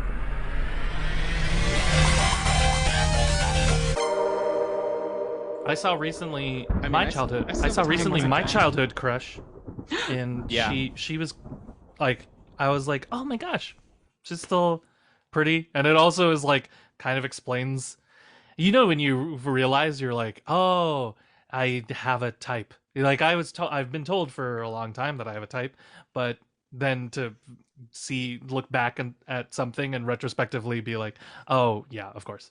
Oh my gosh, I just realized that the first crush I had was the guy who looked the closest to Eric Von Detten at our school. He had floppy blonde hair. Brink. There you go. That's what we say. That's what we was- say when we have those realizations now. Brink. It was, no. It's like 100%. your the light bulb going off. Brink. So real talk, real quick, David. Does the type cross over the genders, or is Ooh. it individual? Oh, that's interesting.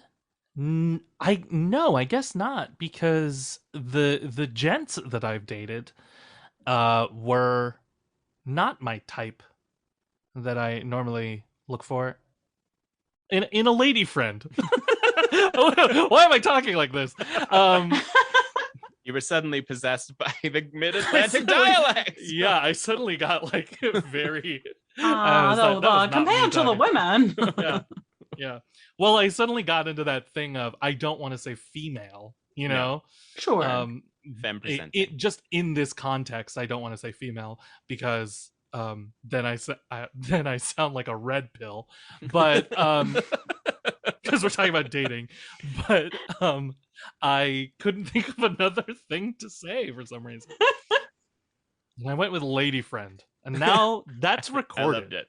That's recorded, and I can't take it back. I can't ask Cameron to edit it because nothing's gonna make any sense now. Is your type the same across genders, Cameron? Probably. Yes. Whoa. Okay. Mine's very different. Yeah, But that's because gender is like doesn't matter, and for y'all, you're That's true. collecting the flavors. We have flavors that we like. So you have, so it's like a certain type of chocolate ice cream. It's not that it's Yes. Yeah. Absolutely. I like extra pecans in my praline pecan. The thoughtful looks. it was Alex Mack, by the way. It was Larissa Olenek who played Alex That was your Mack crush? Yeah. So you probably saw her in the park. She lives in my neighborhood, I think. I did see her. Oh my gosh.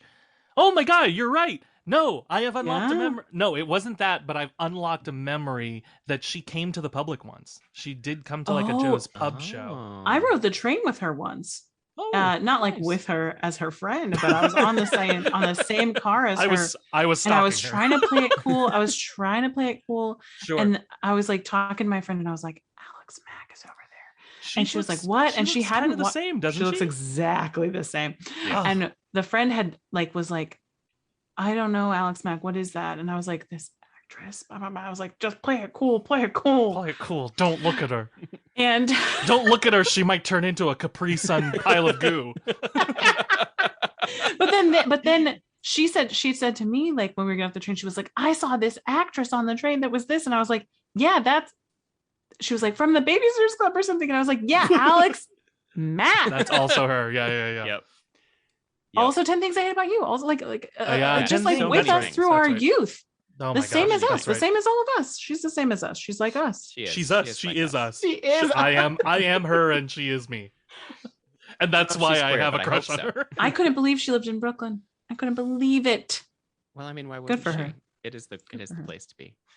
Yeah. Real quick, what is your least favorite horror movie that you have ever seen? Ooh. Least favorite because it's bad? Can be either. Can be bad, least favorite because it's bad, or least favorite because it's. I have like the it. hardest time.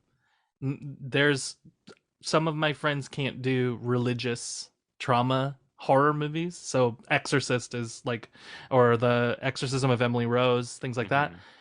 They can't do it. I have a very specific fear of enclosed spaces, so I can't do like movies where they have to, like The Descent or No spelunking for The you. Descent. yeah, or The Abyss or something like that.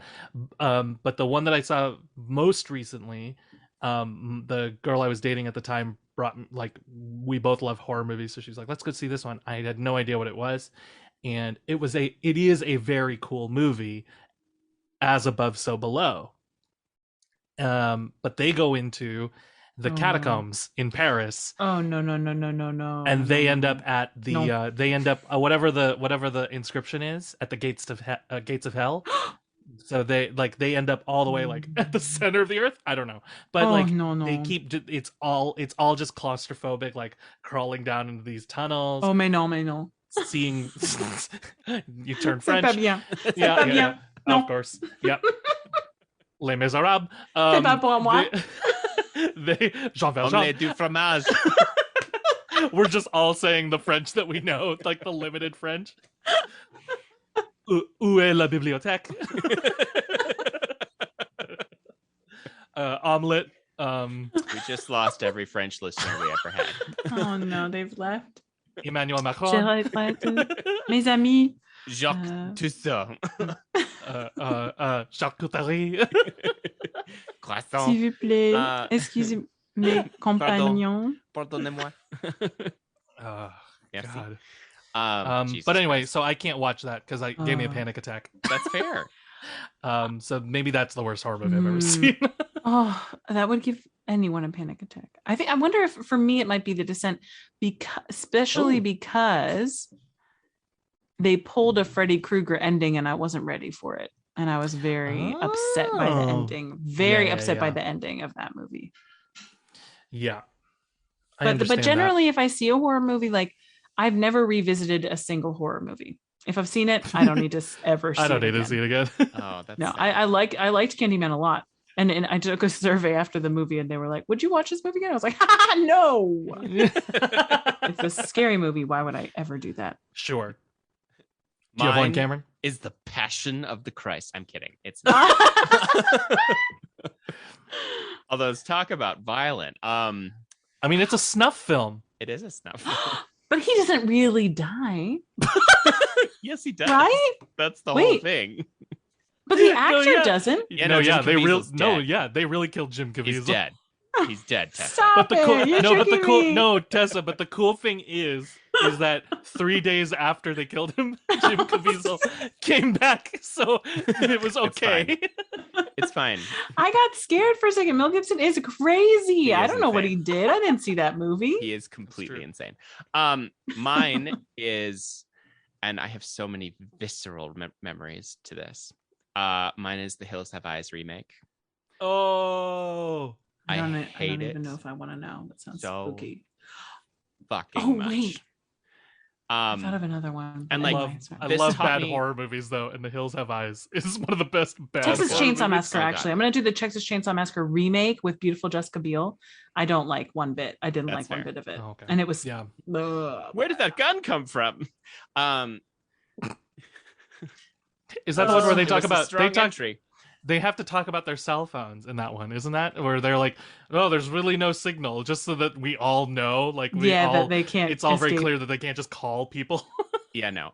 The reason that I hate this movie so much is the trailers made it seem very different than what it was. Yeah, they made it yeah. seem like it was going to be an Oh. interesting psychological thriller. Mm-hmm. And I walk in and it is one fucking cliche after another. And Yeah. then they were the first movie to try and take things too far to scare people. So like, Yeah. you know, a pregnant woman is raped at gunpoint and they shoot a dog and the whole family is in a motorhome because and they have to take a shortcut and it's like, are you fucking kidding me? Yeah.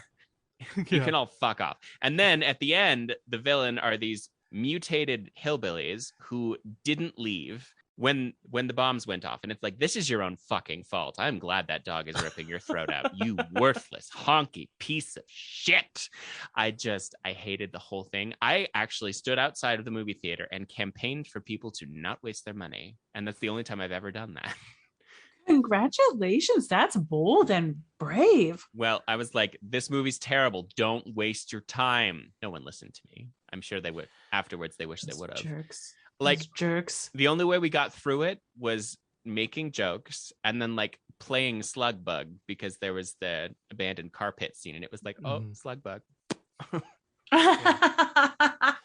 It was 2003. What do you want from me? Yeah, sure. But like, it taught me the importance of marketing and the importance of honesty in your marketing, and it taught me a lot about my aesthetic appeal as well. And it's like, that's the doing it for doing its sake is not something that I'm not about. your vibe. It's not my jam. It's not my vibe. A little bit self-indulgent then on their part. One of my favorite lines ever is in The Hills Have Eyes 2, which follows that remake, because they send the military out there to find this hillbilly family because there's remnants of them. The irradiated family. Yes, and then call them. in the opening, they find like a well and like somebody almost falls in, but they manage to rescue him. And then one of them's like, they have this look where they're like, do it, yeah, do it. And one of them just drops a rock down the well, and you just hear like 30 seconds later, you hear like, poof, and the commander of the unit goes, 100 years old, 100 feet deep. That's it. And I remember like my roommate and I at the time laughing our asses off at that. We were like, what does that mean? What does that mean? That's not science. That's not real. Nobody says that. That's not a real thing. That poor actor. My friend and I did that once. We saw one of Dwayne "The Rock" Johnson's incredible movies. I really can't fault them because they're just a good time. But it's really funny how he's like carved out this genre for himself, and just absurd things happen in them.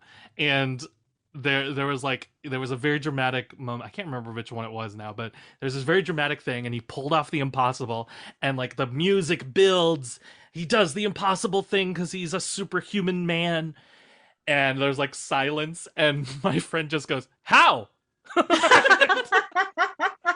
And we're in an almost empty theater. Like there's only like 3 other people in the theater with us, but we hear them like burst out laughing. It's great. It's the best. We have to play Bewitched, Fuck, Marry, Kill. I'm ready. So what are the entries? What is the Endora? And yeah, I was gonna say we could do the relatives. So let's do Samantha and the 2 Darrens to start with. Oh man. Elizabeth Montgomery, Dick York, and Dick Sargent. Fuck, marry, kill. Go. Well, I marry Samantha. I feel like I could handle her crazy family. Fuck. You're gonna fuck one of the dicks, David. I know. I'm trying to decide what would be more pleasing for myself. I guess I gotta go. York Darren. Fuck. And I kill Sergeant Darren. I'm sorry. Sorry, Sergeant Darren fans. Sorry, Team Sergeant. Yeah, I think I'm the same, actually. I was trying to think if I actually wanted to marry Dick York because he's so supportive, but Yeah. I think I'd rather marry into a witchy family. That sounds like fun. That sounds fun, right? Yeah, I think I actually am the same. I'm gonna go with the same answer. Oh So I'm my gonna Hell God. yeah. marry Sam. I'm gonna call her Sam. Well, yeah. Sam! Sam. And I'm gonna fuck Dick York and I'm gonna kill Dick Sargent. Sorry, Dick Sargent. Sorry, Dick Sargent. Sorry, They not both sorry. Dick York and Dick Sargent both have such prominent chins. They do. They're real chinned up. They're was gonna say, they're a extremely little chinny chintzy. chin. Ah. And big chins, prominent foreheads, prominent chins on both of those fellows. Yep. One is better hair. I like Dick York's hair better too. Yeah, I think I like Dick York's hair better he has also. big expressive eyes that just, Yeah, he's it's got the the big eyes. eyes. It's the big eyes. It's Dick Jim Sargents are like Carrey. little. A little, yeah. Yes. Oh, sorry, I bumped my mic. But yes, I agree with you.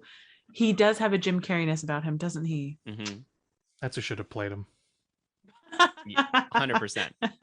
in that weird remake. Oh shoot! Oh whoa! Can you imagine what that film would have looked like? It probably would have been. Yeah, a hit. probably would have been. Dang. Probably would have been great. We'd be on Bewitched 18 by now. Oh my gosh! I'm sorry to Will Ferrell, but like not the role for him. Whereas, No, it's not Elf. Absolutely a Jim Carrey role. Yeah.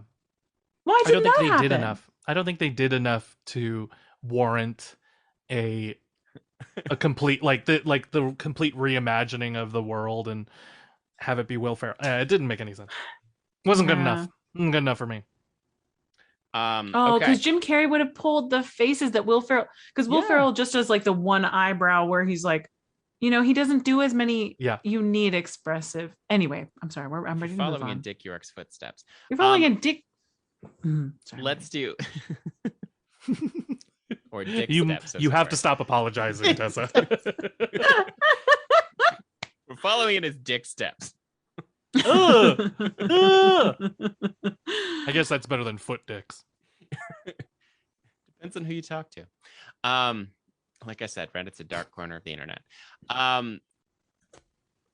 We should do the family. We should do the relatives. Yes. Okay. So you got Endora. Yes. Endora. I'd probably go Maurice and then Uncle Arthur. Yeah. Yep. I think I think everybody else is a little too. It feels a little too precious to do Mary Kill with. Yeah. 100%. Aunt Clara is like. We're never gonna. My favorite characters. Aunt Clara's the best in Aunt the Clara's history the of best. television. She's just so fucking adorable. But like. But it worries me that she's not all mentally there. Yeah. Oh man.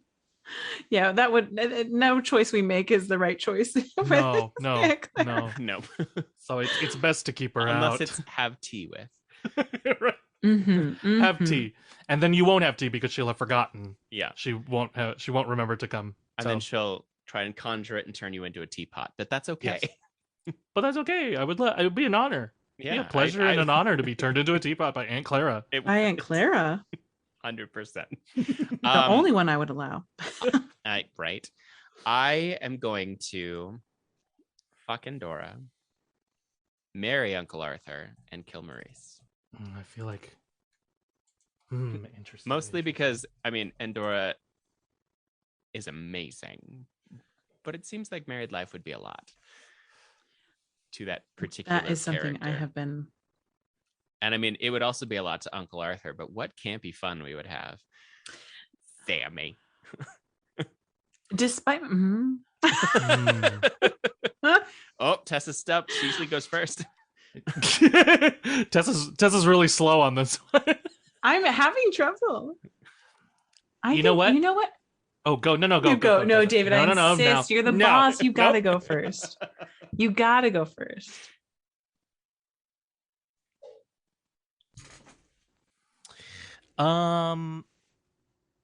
I think this is okay. You'll see my reasoning. I think I would kill Endora, and then I'd fuck Uncle Arthur, and then I'd marry Maurice because then I'd be Endora.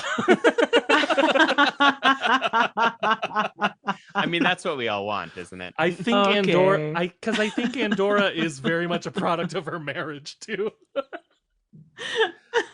Yeah, no, that's fair. That's fair. Like the reason she can carouse in all of those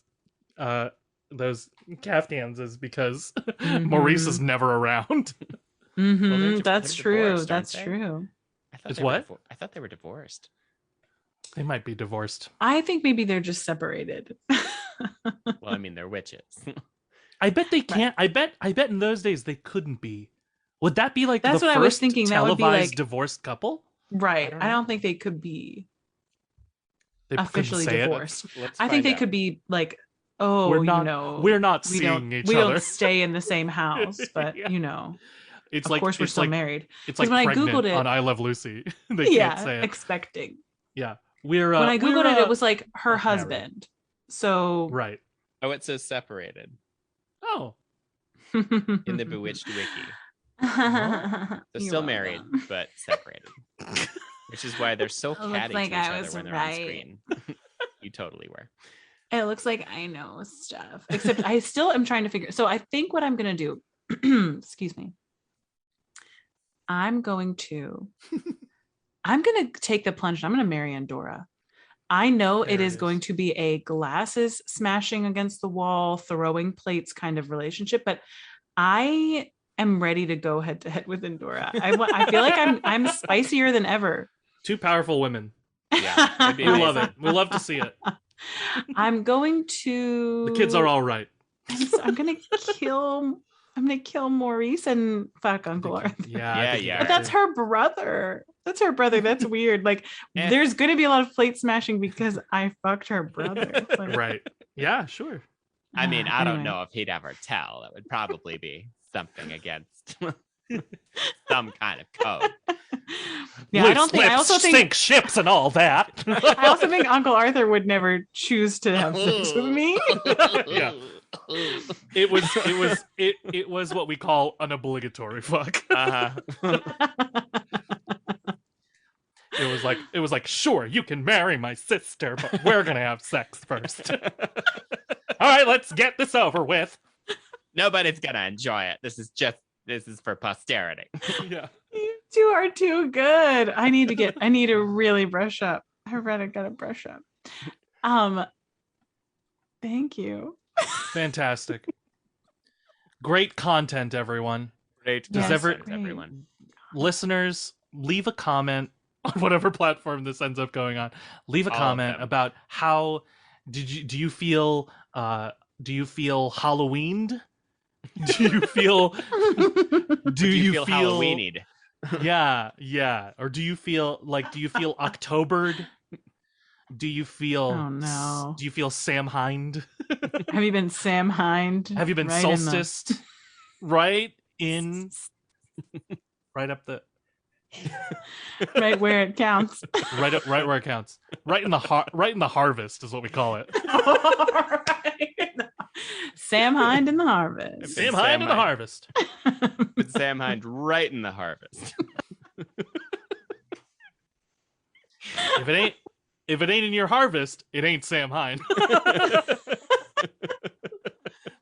Damn, I should have saved that for my outro.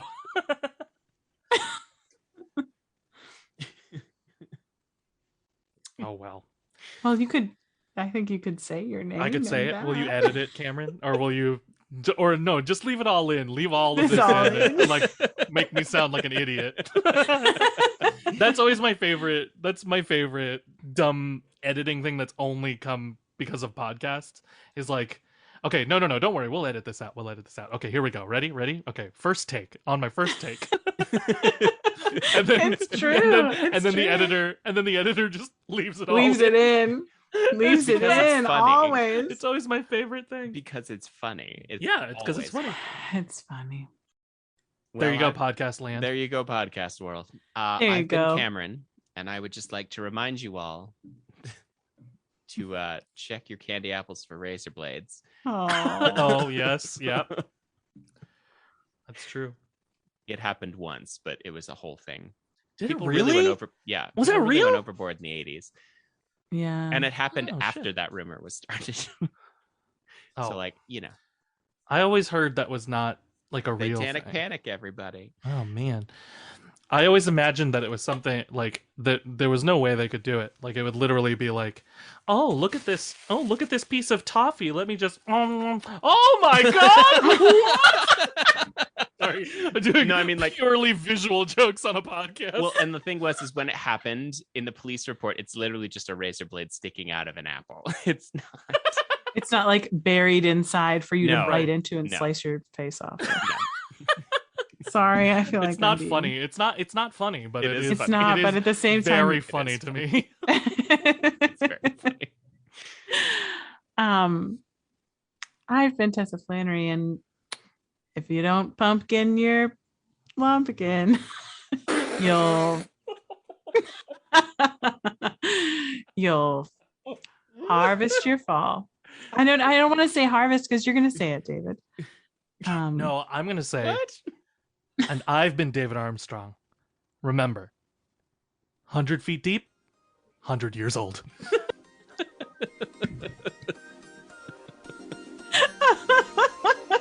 I hope I muted in time. There's some biches over here just being loud in the hall, and I was like, oh no. But I think I muted it.